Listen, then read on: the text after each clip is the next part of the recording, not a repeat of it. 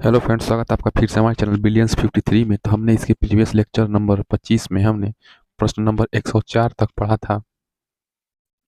आज के इस वीडियो लेक्चर नंबर 26 में हम लोग नेक्स्ट प्रश्न अति लघुत्तरी प्रश्नों के इस सीरीज को कंटिन्यू करेंगे। तो चलिए, जो भी हमारे चैनल पे है सेकेंड सेमेस्टर वाले, इस क्लास को पसंद आए तो लाइक करिए, चैनल को सब्सक्राइब करिए। वीडियो के डिस्क्रिप्शन बॉक्स में टेलीग्राम का लिंक है, टेलीग्राम से जुड़ सकते हैं।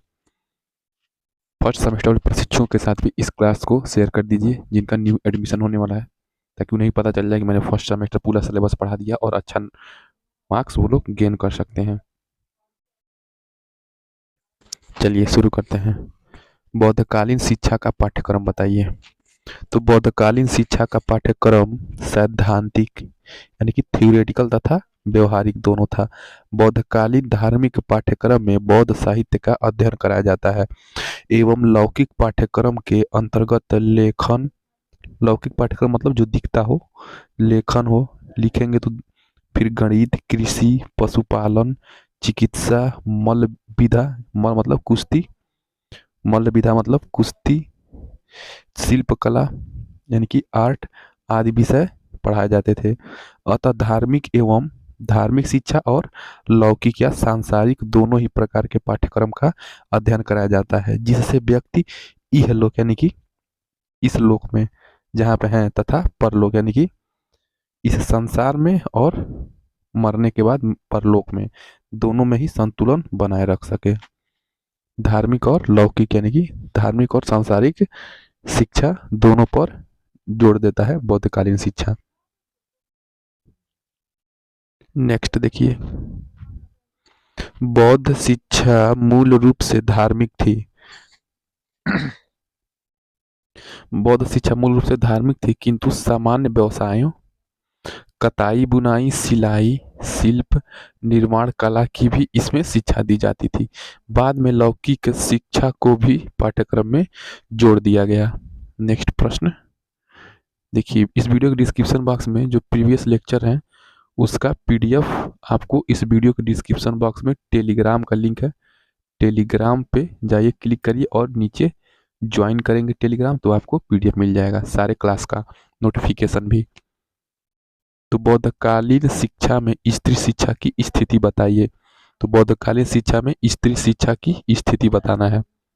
देखिए, तो बौद्ध काल में स्त्रियों को धीरे धीरे शिक्षा के अधिकार मिलने लगे थे। इस काल में महिला शिक्षा को प्रोत्साहन मिला। संघ में प्रशिक्षु के रूप में प्रवेश लेने वाली महिला बुद्ध की विषमता प्रजापति गौतमी थी। मठ या बिहार में महिलाओं को भिक्षुणी के रूप में रहना पड़ता था, उन्हें भी भिक्षुओं के समान शिक्षा दी जाती थी। अतः उस समय स्त्रियों की स्थिति में सुधार आने लगा था। तो बौद्धकालीन शिक्षा में स्त्री की शिक्षा की स्थिति यही थी। नेक्स्ट प्रश्न देखिए, 107, प्रयोजनवाद के किन्हीं 3 गुण एवं उनके दोषों का उल्लेख कीजिए। ये 2023 में पूछा है। तो प्रयोजनवाद के गुण यानी कि मेरिट्स ऑफ प्रैग्मेटिज्म। प्रयोजनवाद के प्रमुख गुण निम्नलिखित हैं। देखिए, प्रयोजनवाद के कौन कौन से गुण हैं। तो पहला गुण प्रयोजनवाद के, तो प्रयोजनवाद भौतिक दृष्टिकोण प्रदान करता है। इस प्रकार प्रयोजनवाद बालकों को व्यवहारिक जीवन हेतु तैयार करता है। यानी कि प्रयोजनवाद भौतिकवाद यानी भौतिक दृष्टिकोण और व्यवहारिक जीवन दोनों तैयार करता है। सेकेंड, प्रयोजनवाद विचार की अपेक्षा क्रिया को अधिक महत्व देता है। यानी कि प्रयोजनवाद किस पे बल देता है, यानी कि थॉट और नॉलेज पे। थॉट आप समझ रहे होंगे, थॉट और नॉलेज पे, विचार मनन मंथन करना, नॉलेज है ज्ञान, इस पे बल देता है। शिक्षा दर्शन के रूप में प्रयोजनवाद एक प्रगतिशील दर्शन यानी कि धीरे धीरे चलने वाली दर्शन है। ये युगों युगों चलने वाली दर्शन है। यह दर्शन शिक्षा को सामाजिक गतिशील यानी कि समाज को अच्छे कार्यों की ओर क्या करता है, उन्मुख करता है एवं विकास की प्रक्रिया मानता है। इस विचार ने प्रगतिशील शिक्षा को जन्म दिया। प्रयोजनवाद के दोष, तो प्रयोजनवाद के दोष चलिए पढ़ते हैं। तो डीमेरिट, वो तो मेरिट हो गया, डीमेरिट्स यानी कि डीमेरिट्स ऑफ प्रैग्मेटिज्म। तो प्रयोजनवाद के प्रमुख दोष निम्नलिखित हैं। पहला दोष क्या है, प्रयोजनवाद आध्यात्मिक गुणों को महत्व नहीं देता है। प्रयोजनवाद क्या करता है? आध्यात्मिक गुणों को महत्व नहीं देता है, यह केवल इसी लोक पर बल देता है। ठीक है, प्रयोजनवाद स्पिरिचुअलिटी को नहीं मानता है, महत्व नहीं देता है, यह केवल क्या, सांसारिक, आपको इस फिजिकल वर्ल्ड के बारे में यानी कि सांसारिक दुनिया के बारे में ज्ञान करवाने का प्रयास करता है प्रयोजनवाद। ये इसका सबसे बड़ी कमी है। ठीक है, प्रयोजनवाद आध्यात्मिक गुण पर बल नहीं देता है। ठीक है, ये केवल सांसारिक जीवन पर बल देता है। प्रयोजनवाद हमें केवल भौतिक दृष्टिकोण यानी कि फिजिकल अप्रोच, प्रयोजनवाद हमें केवल भौतिक दृष्टिकोण प्रदान करता है, न कि आध्यात्मिक दृष्टिकोण। ठीक है, ये आध्यात्मिक दृष्टिकोण नहीं प्रदान करता है। प्रयोजनवाद सत्य को परिवर्तनशील मानता है। प्रयोजनवाद क्या करता है? सत्य को परिवर्तनशील मानता है, यानी कि सत्य को बदला जा सकता है, ये प्रयोजनवाद कहता है। देखिए, सत्य कभी नहीं बदलता है, आप लोगों को पता होगा कि सत्य नहीं बदलता है। नेक्स्ट प्रश्न 108। 108 देखिए, प्रश्न नंबर 108, सामाजिक परिवर्तन में शिक्षा। ठीक है, सामाजिक परिवर्तन में शिक्षा, शिक्षक एवं विद्यालयों की भूमिका पर अपने विचार लिखिए। ठीक है, सामाजिक परिवर्तन में शिक्षा क्या योगदान दे रहा है, शिक्षक क्या योगदान दे रहे हैं, और विद्यालय की क्या भूमिका हो रही है समाज को बदलने में, अथवा सामाजिक परिवर्तन में शिक्षकों की भूमिका स्पष्ट कीजिए। 2023 में पूछा ये प्रश्न। नेक्स्ट प्रश्न, सामाजिक परिवर्तन के संदर्भ में शिक्षा, शिक्षक एवं विद्यालय के विभिन्न कार्य अग्र प्रकार हैं, आगे हैं। पहला क्या हो जाएगा? शाश्वत मूल्यों का संरक्षण। शिक्षा से क्या होगा? Preservation of eternal values. Eternal values मतलब शाश्वत मूल्य जो कभी मिटने वाली नहीं है। प्रत्येक समाज में कुछ अस्थाई मूल्य होते हैं जो समाज को अस्थायित्व प्रदान करते हैं। ठीक है, मतलब ऐसे मूल्य जो कभी मिटे ना और समाज के लोगों को अस्थायित्व प्रदान करते हैं, इन्हें शाश्वत मूल्य कहा जाता है। भारतीय समाज के प्रमुख शाश्वत मूल्य हैं। भारतीय समाज में क्या शाश्वत मूल्य जो कभी मिटने वाले नहीं है? हमारे कल्चर, हमारे संस्कृति में है ये। सहिष्णुता है, सत्यम सत्य, शिव ही सुंदर है एवं दूसरे का कल्याण ही, अहिंसा आदि, ये सब क्या है? हमारे शाश्वत मूल्य हैं। हर एक हिंदुस्तानी में सहिष्णुता होनी चाहिए, सत्य होनी चाहिए, शिव, दूसरे का कल्याण सोचना, अहिंसा का पुजारी होना चाहिए। कभी किसी कारणवश सामाजिक परिवर्तन को स्थिति में इनमें दुर्बलता की स्थिति बनती है तो शिक्षा ही इन मूल्यों का संरक्षण करती है। नेक्स्ट देखिए, ये क्या हो जाएगा? सामाजिक परिवर्तन में शिक्षा, शिक्षक एवं विद्यालयों की भूमिका पर अपने विचार। तो पहला शाश्वत मूल्यों का संरक्षण, दूसरा नवीन परिवर्तन लाने में सहायक। दूसरा क्या हो जाएगा? नवीन परिवर्तन लाने में सहायक, हेल्पफुल इन न्यू चेंजेस। तो समाज में विभिन्न कारकों के फलस्वरूप नवीन विचार जन्म लेते हैं जो सामाजिक परिवर्तन का आधार बनते हैं। शिक्षा इन विचारों तथा बदलावों को स्वीकार करने के लिए अनुकूल वातावरण का सृजन करती है तथा लोगों को इसे स्वीकार करने हेतु मानसिक रूप से तैयार करती है। नेक्स्ट देखिए, सांस्कृतिक हस्तांतरण, कल्चरल ट्रांसफर। तो सांस्कृतिक हस्तांतरण की प्रक्रिया समाज को अस्थायित्व, एक निरंतरता प्रदान करती है, साथ में आवश्यकता अनुसार सुधार हेतु भी मार्ग प्रशस्त करती है। इस प्रकार शिक्षा सामाजिक परिवर्तनों की जन्मदाता, प्रवर्तक एवं निदेशक है। चौथा क्या हो जाएगा? सामाजिक गत्यात्मक, सोशल मोबिलिटी। समाज एक गत्यात्मक संबोध है। समाज क्या है? एक गत्यात्मक संबोध है। स्वतः गतिशीलता के कारण इसमें हमेशा बदलाव होते रहते हैं। शिक्षा इस सामाजिक गतिशीलता को बनाए रखने में प्रयत्नशील रहती है। सामाजिक सुधार, सोशल रिफॉर्म। शिक्षा से क्या होता है? शिक्षा के द्वारा ही समाज में सुधार के लिए आंदोलन की पृष्ठभूमि सृजित होती है। इसके द्वारा जन जागृति होती है, लोगों के अंदर क्या होती है? जागरूकता फैलती है और समाज में इन सुधारों के लिए स्वीकृति का वातावरण तैयार होता है। चौथा, ज्ञान के क्षेत्र में विकास, development in field of knowledge. ठीक है, development in field of knowledge, ज्ञान के क्षेत्र में शिक्षा ही के माध्यम से विकास होता है। तो शिक्षा के द्वारा ही प्रतिदिन ज्ञान के विभिन्न आयामों का विस्तार हो रहा है, जो समाज के परिवर्तन में मार्गदर्शक बनते हैं। इसी के फलस्वरूप नए शोध हो रहे हैं, जिनसे समाज के विभिन्न क्षेत्रों में बदलाव होते हैं। 6 हो गया। फिर देखिए 7वां, सामाजिक परिवर्तन का नेतृत्व, to lead the social change. ठीक है, सामाजिक परिवर्तन का नेतृत्व करता है शिक्षा। तो समाज में नवीन परिवर्तन लाने हेतु कुशल नेतृत्व की आवश्यकता होती है। शिक्षा समाज में ऐसे कुशल व्यक्तियों का निर्माण करती है जो सामाजिक आंदोलनों, ठीक है, बहुत सारे सामाजिक आंदोलन हुए हैं, कोई भी रूल रेगुलेशन, ये सारे कुछ कुशल नेतृत्व, लीडरशिप क्वालिटी जिनके अंदर होता है, ये नेतागिरी। ठीक है, नेतृत्व की आवश्यकता होती है। तो शिक्षा समाज में ऐसे कुशल व्यक्तियों का निर्माण करती है जो सामाजिक आंदोलनों एवं परिवर्तनों का नेतृत्व कर सके। नेक्स्ट, परिवर्तनों की समीक्षा, रिव्यू ऑफ चेंजेस। रिव्यू मतलब क्या हो जाएगा, समीक्षा, चेंजेस मतलब परिवर्तन।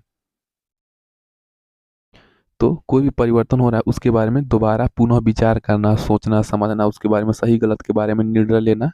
कोई भी परिवर्तन हो रहा है तो ये शिक्षा, अगर व्यक्ति शिक्षित रहेगा तभी व्यक्ति कर पाएगा, इसीलिए शिक्षा बहुत जरूरी है। समस्त सामाजिक अथवा सांस्कृतिक परिवर्तन वांछनीय एवं सकारात्मक नहीं होते हैं। शिक्षा की महत्वपूर्ण भूमिका ऐसे परिवर्तनों की सदैव समीक्षा करने की है। शिक्षा के द्वारा ही वांछनीय परिवर्तनों को स्वीकार करने का वातावरण बनता है, जबकि अवांछनीय परिवर्तनों के लिए स्वीकारोक्ति नहीं प्राप्त होती है। परिवर्तनों की समीक्षा हो गया, सामाजिक परिवर्तन का नेतृत्व, ज्ञान के क्षेत्र में विकास, सामाजिक सुधार, सामाजिक गत्यात्मक, सांस्कृतिक हस्तांतरण, नवीन परिवर्तन लाने में सहायक, शाश्वत मूल्यों का संरक्षण, ये सब क्या हो जाएगा। सामाजिक परिवर्तन में टीचर, स्टूडेंट और विद्यालय की भूमिका है कि शाश्वत मूल्यों का निर्माण होता है, नवीन परिवर्तन लाते हैं, शिक्षा, सांस्कृतिक हस्तांतरण होता है, सामाजिक गत्यात्मकता होती है, सामाजिक सुधार होते हैं, ज्ञान के क्षेत्र में विकास होता है, सामाजिक परिवर्तन का नेतृत्व और परिवर्तनों की समीक्षा होती है।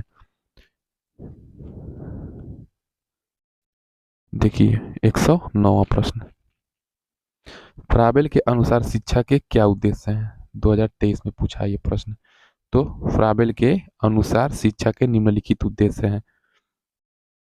फ्राबेल किस शिक्षा पद्धति के प्रवर्तक हैं, आप लोग कमेंट करके बताएंगे। ये मैंने बताया और ये फर्स्ट सेमेस्टर में भी था। फ्राबेल किस शिक्षा के प्रवर्तक थे। शिक्षा का पहला उद्देश्य शरीर एवं आत्मा को बंधन से मुक्त करना है। शिक्षा का पहला उद्देश्य क्या होना चाहिए, शरीर और आत्मा को क्या होना, किसी भी बंधन से मुक्त करेंगे तभी आपके अंदर क्या हो जाएगी, शिक्षा की बढ़ोतरी होगी। इसके लिए शिक्षा का समुचित वातावरण निर्मित किया जाना चाहिए, पहला उद्देश्य था उनका। दूसरा, शिक्षा का दूसरा उद्देश्य व्यक्ति को ऐसा बनाना है कि वह ईश्वर में स्थित सबकी एकता पहचान ले। इसलिए वह कहता है कि शिक्षा का उद्देश्य तभी सफल हो सकता है जब बालक वस्तुओं में निहित आंतरिक अविच्छिन्नता को समझ ले। तीसरा, शिक्षा का तीसरा उद्देश्य दैवीय नियमों के अनुसार, तीसरा उद्देश्य क्या है, दैवीय नियमों के अनुसार बालक का सर्वांगीण विकास करना है। फ्राबेल का विचार है कि एक दैवीय शक्ति, फ्राबेल का क्या विचार है कि एक दैवीय शक्ति व्यक्ति के कार्यों को नियमित बनाने का प्रयास करती रहती है। यदि बालक इस दैवी शक्ति के अनुकूल कार्य करता है तो उसकी प्रगति होती है, और यदि वह इसके दैवी शक्ति के प्रतिकूल कार्य करता है तो उसकी अवनति होती है।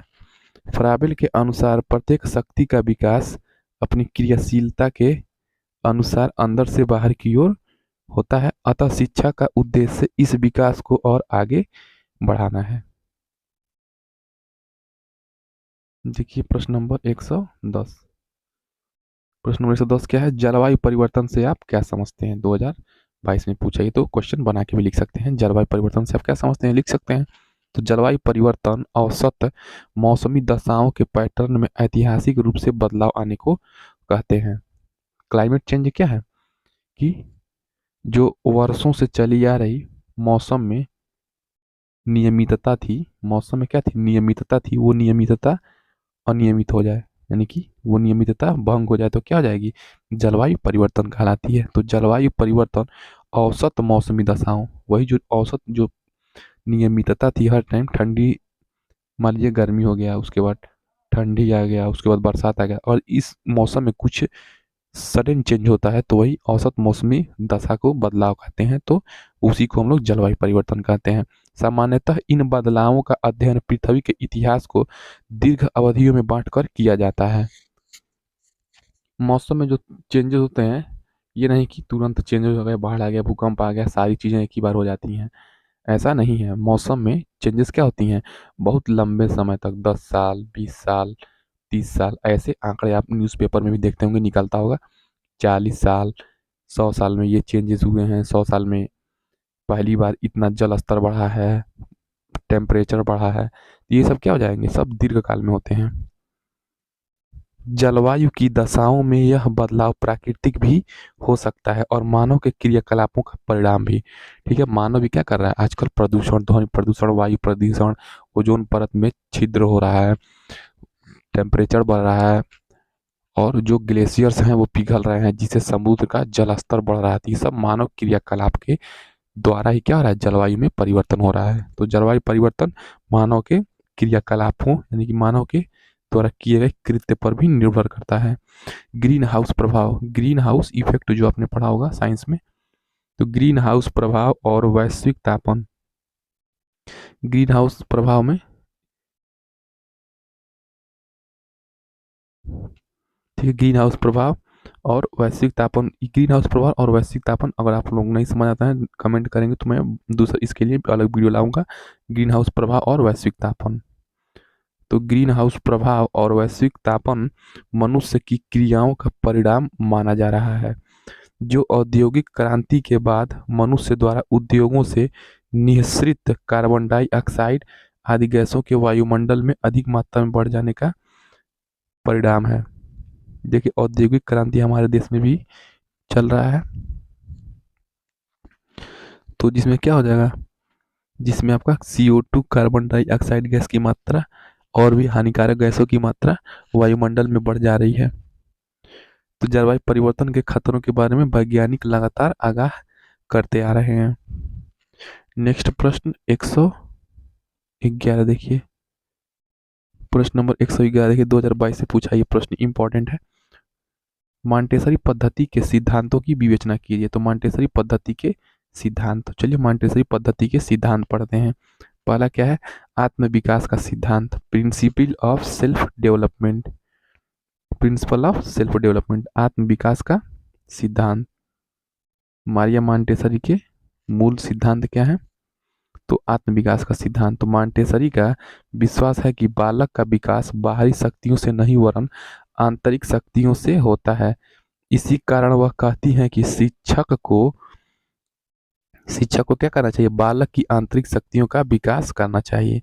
मॉन्टेसरी का कथन है, बालक एक शरीर है जो बढ़ता है, एक आत्मा है जो विकसित होती है। यानी कि बालक का शरीर क्या है, जो बायोलॉजिकली बढ़ती है, जो सबका बढ़ता है शरीर, दिन प्रतिदिन वृद्धि करती है। मांस, मांसपेशियां, हड्डियां, हेयर, लेग, ठीक है, हैंड्स, ये सब क्या होते हैं, बालक का बढ़ता है, ये एक प्राकृतिक घटना है। लेकिन जो आत्मा है वो विकसित होती है। तो विकास के इन दोनों स्वरूपों को न हमें कुरूप बनाना चाहिए और न ही उन्हें दबाना चाहिए, परंतु उस समय की प्रतीक्षा करनी चाहिए जब किसी शक्ति का क्रम के अनुसार विकास हो। तो पहला क्या हो जाएगा, आत्म विकास का सिद्धांत। दूसरा क्या हो जाएगा, स्वतंत्रता का विकास। दूसरा क्या हो जाएगा, स्वतंत्रता का विकास, प्रिंसिपल ऑफ फ्रीडम। मॉन्टेसरी के अनुसार बालक का स्वाभाविक विकास उसी दशा में हो सकता है जब उसको सीखने के लिए स्वतंत्र वातावरण मिले। यदि बालक को स्वतंत्रता नहीं मिलती है तो उसकी जीवन शक्ति का दमन हो सकता है। अतः बालक को अपने विचारों, भावनाओं तथा रुचियों को व्यक्त करने के लिए बजाय पूर्ण स्वतंत्रता दी जानी चाहिए। ये क्या हो जाएगा? स्वतंत्रता का सिद्धांत हो जाएगा। तीसरा क्या हो जाएगा? स्व शिक्षा का सिद्धांत, प्रिंसिपल ऑफ सेल्फ एजुकेशन। ठीक है, प्रिंसिपल ऑफ सेल्फ एजुकेशन। तो मॉन्टेसरी का कथन है कि बालक को स्वयं ही ज्ञान प्राप्त करने का अवसर दिया जाना चाहिए। शिक्षक को उसके कार्य में कम से कम हस्तक्षेप करना चाहिए। बालक अपने प्रयासों से ही शिक्षा प्राप्त कर सकता है। इसी कारण मानसिक विकास का कार्य बालक का उसके द्वारा किया गया कार्य होना चाहिए। प्रिंसिपल ऑफ सेल्फ एजुकेशन यानी कि बालक को स्वाध्याय पर बल देना चाहिए। स्वशिक्षा का सिद्धांत। चौथा क्या है मारिया मॉन्टेसरी का सिद्धांत? ज्ञानेंद्रीय प्रशिक्षण का सिद्धांत, प्रिंसिपल ऑफ सेंस टीचिंग। तो बालक का जो सेंस होता है, ज्ञानेंद्रीय प्रशिक्षण देंगे बालक को। मॉन्टेसरी का विश्वास है ज्ञानेंद्रियां ही ज्ञान का द्वार है। मॉन्टेसरी जी क्या कहती हैं कि जो हमारी ज्ञानेंद्रियां हैं, 5 ज्ञानेंद्रियां हैं, हाथ, कान, नाक, जीभ, त्वचा। ज्ञानेंद्रियां ही क्या है? ज्ञान का द्वार है। 5 ज्ञानेंद्रियां होती हैं, हाथ, सॉरी, आँख, कान, नाक, जीभ और त्वचा। तो ज्ञानेंद्रिय क्या है? ज्ञान का द्वार है। इसी कारण बालक की ज्ञानेंद्रियों को विशेष रूप से प्रशिक्षित किया जाना चाहिए। यदि ऐसा नहीं किया जाएगा तो बालकों के द्वारा प्राप्त ज्ञान अस्पष्ट होगा तथा अधूरा रहेगा। मॉन्टेसरी कहती हैं 7 वर्ष की आयु तक बालकों की इंद्रियां विशेष रूप से क्रियाशील होती हैं। अतः इस अवस्था में ही उसकी ज्ञानेंद्रियों को प्रशिक्षित किया जाना चाहिए। चौथा हो गया। ठीक है, पांचवा देखिए। पांचवा क्या है? मांसपेशियों के प्रशिक्षण का सिद्धांत, प्रिंसिपल ऑफ मस्कुलर ट्रेनिंग। मांसपेशियों के प्रशिक्षण का सिद्धांत।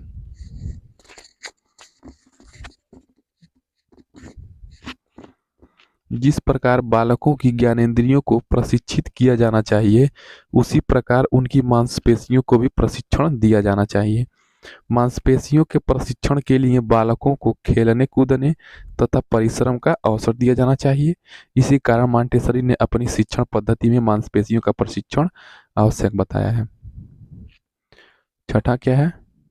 छठा मॉन्टेसरी का जो सिद्धांत है शिक्षा का, उन्होंने व्यक्तित्व के विकास का सिद्धांत यानी कि principle of the development of individuality यानी कि बच्ची के principle of development of individuality यानी कि बच्चों के व्यक्तिकता का सिद्धांत यानी कि हर एक बच्चा अपने आप में विशिष्ट है, ये व्यक्तिकता होती है। तो व्यक्तित्व के विकास का सिद्धांत, तो बालक के इंडिविजुअलिटी का सिद्धांत देखिए। मॉन्टेसरी के अनुसार बालक के व्यक्तित्व का पूर्ण विकास किया जाना चाहिए। बालक अपने व्यक्तित्व का विकास शिक्षक के पथ प्रदर्शन में ही कर सकता है। मॉन्टेसरी का कथन है बालक के व्यक्तित्व का आदर किया जाना चाहिए, उनकी अवहेलना या उपेक्षा करना उचित नहीं है। बालकों के साथ ऐसा व्यवहार नहीं किया जाना चाहिए जिससे उनकी भावनाओं को ठेस लगे। विद्यालय का वातावरण क्या होना चाहिए? स्वतंत्र होना चाहिए। तो इस प्रकार मारिया मॉन्टेसरी ने 6 प्रकार के सिद्धांत दिया है। व्यक्तित्व के विकास का सिद्धांत यानी कि बालकों का शारीरिक विकास हो, व्यक्तित्व विकास हो, मांसपेशियों को उनके खेल कूद में इन्वॉल्व किया जाए, एक्टिविटी बेस्ड मांसपेशियों के प्रशिक्षण होगा उससे। और उसके बाद ज्ञानेंद्रियों प्रशिक्षण का सिद्धांत यानी कि बालक के हाथ, कान, नाक, जीभ, त्वचा इसके माध्यम से उनको एक्टिव किया जाए, वहीं से बच्चे क्या करेंगे? सीखेंगे और शिक्षा लेंगे। नेक्स्ट आपका स्वशिक्षा यानी कि बालक को स्वाध्याय पे बल देना चाहिए। बालक को उनके काम में कम हस्तक्षेप करिए, वहाँ पे उन्हें बस पुनर्बलन दीजिए। यानी कि स्वशिक्षा में क्या दीजिए? बालक को बस पुनर्बलन यानी कि री इन्फोर्समेंट यानी कि बालक को बस मोटिवेट करिए आप किसी भी कार्य में और थोड़ा सा उन्हें सहायता करिए, पूरा कार्य उनका नहीं करिए, उनके कम हस्तक्षेप करिए कार्य में। इससे उनके अंदर स्वशिक्षा यानी कि सेल्फ एजुकेशन का विकास होगा और स्वतंत्रता का सिद्धांत। बालक की जिसमें रुचियां हैं, जिस सब्जेक्ट में, जिस कला में जिस क्षेत्र में उसी में बालक को क्या करिए, प्रोत्साहन दीजिए, बढ़ावा दीजिए, जिससे बालक के अंदर क्या होगा, प्रिंसिपल ऑफ फ्रीडम यानी कि स्वतंत्रता का विकास होगा, उसकी विचार बढ़ेंगे, भावनाएं वो खुद अपना व्यक्त करेगा और उसकी रुचियां जो होगी वो अपना व्यक्त करेगा, और हम उन्हें स्वतंत्रता देते हैं, उन्हें डराना धमकाना मारना पीटना नहीं है। तो स्वतंत्रता का सिद्धांत हो जाएगा। और पहला क्या जाएगा उसके बाद, आत्म विकास का सिद्धांत। तो आत्म विकास का सिद्धांत ये हो जाएगा, यानी कि प्रिंसिपल ऑफ सेल्फ डेवलपमेंट। तो इस प्रकार मारिया मांटेसरी के सिद्धांतों की विवेचना हो गई। देखिए इंपॉर्टेंट प्रश्न है, 2022 में पूछा है। चलिए एक बार और रिवाइज कर लेते हैं। आत्म विकास का सिद्धांत, स्वतंत्रता का सिद्धांत, स्व शिक्षा का सिद्धांत, ज्ञानेंद्रिय प्रशिक्षण का सिद्धांत, मांसपेशियों के प्रशिक्षण का सिद्धांत, व्यक्तित्व के विकास का सिद्धांत। ठीक है, इस प्रकार मारिया मांटेसरी के सिद्धांत हैं। चलिए, चैनल पे हमारे जो भी आए हैं फर्स्ट बार, वो हमारे चैनल को सब्सक्राइब कर दें, ऑल वाले बेल आइकन पे प्रेस कर दें। वीडियो के डिस्क्रिप्शन बॉक्स में टेलीग्राम का लिंक है, वहाँ से जुड़ के आप पीडीएफ प्राप्त कर सकते हैं। इसके प्रीवियस जो भी क्लासेस चली हैं और फर्स्ट सेमेस्टर वाले प्रशिक्षुओं के साथ भी हमारे इस चैनल को शेयर कर दीजिए, ताकि उन्हें भी पता चल जाए यहाँ पे क्लास फर्स्ट सेमेस्टर का लिया जा रहा है। और वहाँ पे फर्स्ट सेमेस्टर मैंने पूरा पढ़ा दिया है, वीडियो लेक्चर आप लोग इसका देख सकते हैं। उसका भी लिंक क्या है, इस वीडियो के डिस्क्रिप्शन बॉक्स में है। चलिए मिलते हैं नेक्स्ट वीडियो में। जय हिंद।